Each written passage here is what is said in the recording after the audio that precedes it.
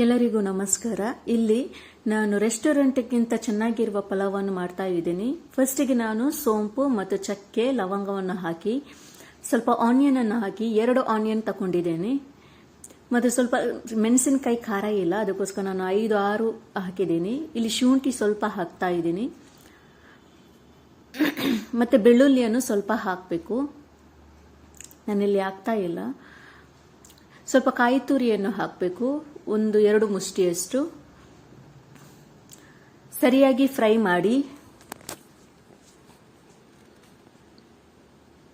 ಈಗ ಕೊತ್ತಂಬರಿ ಸೊಪ್ಪು, ಕೊರಿಯಾಂಡರ್ ಲೀವ್ಸ್ 1 ಕಪ್ ಆಗುವಷ್ಟು, ಮಿಂಟ್ ಲೀವ್ಸ್ ಪುದೀನ ಸೊಪ್ಪು 1 ಮುಷ್ಟಿಯಷ್ಟು. ಸ್ವಲ್ಪ ಬಾಡಿದ್ರೆ ಸಾಕು.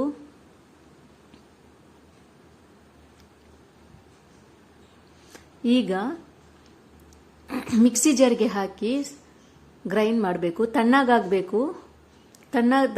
ತಣ್ಣಗಾದ್ಮೇಲೆ ಗ್ರೈಂಡರಲ್ಲಿ ಹಾಕಿ ಮಿಕ್ಸಿ ಜಾರಿಗೆ ಹಾಕಿ ಗ್ರೈಂಡ್ ಮಾಡಿ.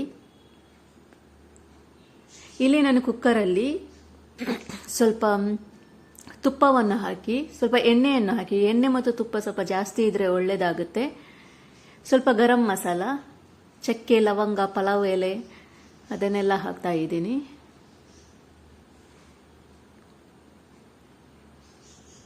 ಈಗ ಗ್ರೈಂಡ್ ಮಾಡಿದ ಮಸಾಲೆಯನ್ನು ಹಾಕ್ತಾ ಇದ್ದೀನಿ, ಸ್ವಲ್ಪ ಫ್ರೈ ಮಾಡ್ತಾ ಇದ್ದೀನಿ.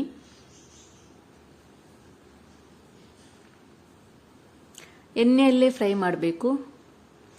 ಈಗ ಕೊರಿಯಾಂಡರ್ ಪೌಡರ್ ಮತ್ತೆ ಅರಿಶಿನವನ್ನು ಹಾಕಬೇಕು, ಇದಕ್ಕೇನೆ ಮತ್ತೆ ಫ್ರೈ ಮಾಡಬೇಕು. ನಾನಿಲ್ಲಿ ಹಾಕ್ತಾ ಇಲ್ಲ, ಇಲ್ಲಿ ವಿಡಿಯೋ ಬಂದಿಲ್ಲ ನಂದು, ಅದಕ್ಕೋಸ್ಕರ ತೋರಿಸ್ತಾ ಇಲ್ಲ ನಿಮಗೆ.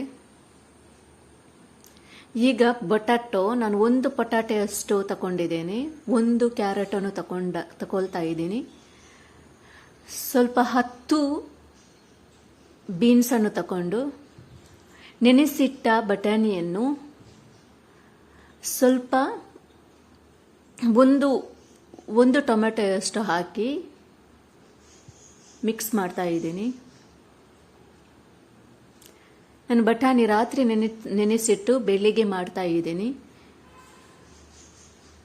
ಒಂದು ರಾತ್ರಿ ಫುಲ್ಲು, 1 ನೈಟು ನೆನೆಸಿಟ್ಟಿದ್ದೀನಿ. ಸ್ವಲ್ಪ ರುಚಿಗೆ ತಕ್ಕಷ್ಟು ಉಪ್ಪನ್ನು ಹಾಕಿ, ಈ ಗ್ಲಾಸಲ್ಲಿ ನಾನು 2.5 ಗ್ಲಾಸಷ್ಟು ಕೋಲಂ ರೈಸನ್ನು ತಗೊಂಡಿದ್ದೀನಿ. ಅದಕ್ಕೆ ನಾನು 5 ಗ್ಲಾಸ್ ನೀರನ್ನು ಹಾಕ್ತಾ ಇದ್ದೀನಿ. 2.5 ಗ್ಲಾಸ್ ಕೋಲಂ ರೈಸ್, 5 ಗ್ಲಾಸಷ್ಟು ನೀರು. ಸ್ವಲ್ಪ ಅರ್ಧ ಗ್ಲಾಸ್ ಕಡಿಮೆ ಹಾಕಬೇಕು ಕೋಲಂ ರೈಸ್ಗೆ, ಆದರೆ ವೆಜಿಟೇಬಲ್ ಇದ್ದ ಕಾರಣ ನಾನು ಸರಿಯಾಗಿ 1 ಕಪ್ ರೈಸ್ಗೆ 2 ಗ್ಲಾಸ್ ನೀರನ್ನು ತಗೊಳ್ತಾ ಇದ್ದೇನೆ. ಇಲ್ಲಿ ಮಿಕ್ಸ್ ಮಾಡಿ ಸರಿಯಾಗಿ ಕುದಿಸಬೇಕು. ಅಲ್ಲಿ ನಾನು ಕೊರಿಯಾಂಡರ್ ಪೌಡರ್ ಮತ್ತು ಅರಿಶಿನ ಪುಡಿ ಅದು ಕ್ವಿಕ್ ಆಯಿತು, ನನ್ನದು ಕ್ವಿಕ್ ಮಾಡಿದ್ದೇನೆ ನಾನು. ಇಲ್ಲಿ ನಾನು ಮಟನ್ ಪೌಡರನ್ನು ಹಾಕ್ತಾ ಇದ್ದೀನಿ. ಸ್ವಲ್ಪ ಇದನ್ನು ಮಟನ್ ಪೌಡರನ್ನು ಹಾಕಿದ್ರೂ ಸ್ವಲ್ಪ ಟೇಸ್ಟಿಯಾಗಿ ಬರುತ್ತೆ. ಚಿಕನ್ ಪೌಡರ್, ಮಟನ್ ಪೌಡರ್ ಯಾವುದನ್ನು ಹಾಕ್ಬೋದು, ಹಾಕದಿದ್ರೂ ಆಗುತ್ತೆ, ಏನಾಗೋದಿಲ್ಲ.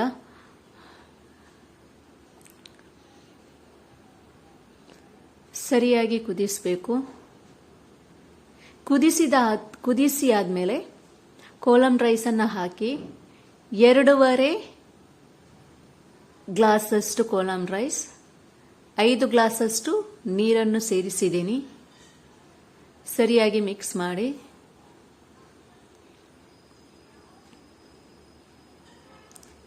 ಈಗ ಮುಚ್ಚಳವನ್ನು ಮುಚ್ಚಿ 1 ವಿಸಿಲ್ ಆಗುವಷ್ಟು ಬೇಯಿಸಿ. ಒಂದೇ 1 ವಿಸಿಲ್ ಸಾಕು. 1 ವಿಸಿಲ್ ಆಗುವಾಗ ಗ್ಯಾಸನ್ನು ಆಫ್ ಮಾಡಬೇಕು. ವಿಸಿಲ್ ಆಯಿತು, ಗ್ಯಾಸನ್ನು ಆಫ್ ಮಾಡಿ. ತಣ್ಣಗಾದ್ಮೇಲೆ ವಿಸಿಲ್ ಹೋದಾದ್ಮೇಲೆ ಓಪನ್ ಮಾಡಿ ನೋಡಿ ಹೇಗೆ ಬಂದಿದೆ ಅಂತ. ಸೂಪರ್ ಆಗಿ ಬಂದಿದೆ. ಆಕ್ಚುಲಿ ತುಂಬಾ ಚೆನ್ನಾಗಿರುತ್ತೆ. ನೀವು ಸಹ ಮನೆಯಲ್ಲಿ ಮಾಡಿ ಟ್ರೈ ಮಾಡಿ. ರೆಸ್ಟೋರೆಂಟ್ಗಿಂತ ಚೆನ್ನಾಗಿರುವ ಪುಲಾವನ್ನು ಮಾಡಿದ್ದೀನಿ. ನೀವು ಟ್ರೈ ಮಾಡಿ, ಒಮ್ಮೆ ಟ್ರೈ ಮಾಡಿ, ನಿಮಗೆ ಗೊತ್ತಾಗುತ್ತೆ. ನನ್ನ ಚಾನೆಲ್ ನಿಮಗೆ ಇಷ್ಟವಾದರೆ ದಯವಿಟ್ಟು ಸಬ್ಸ್ಕ್ರೈಬ್ ಮಾಡಿ, ಶೇರ್ ಮಾಡಿ. Thank you.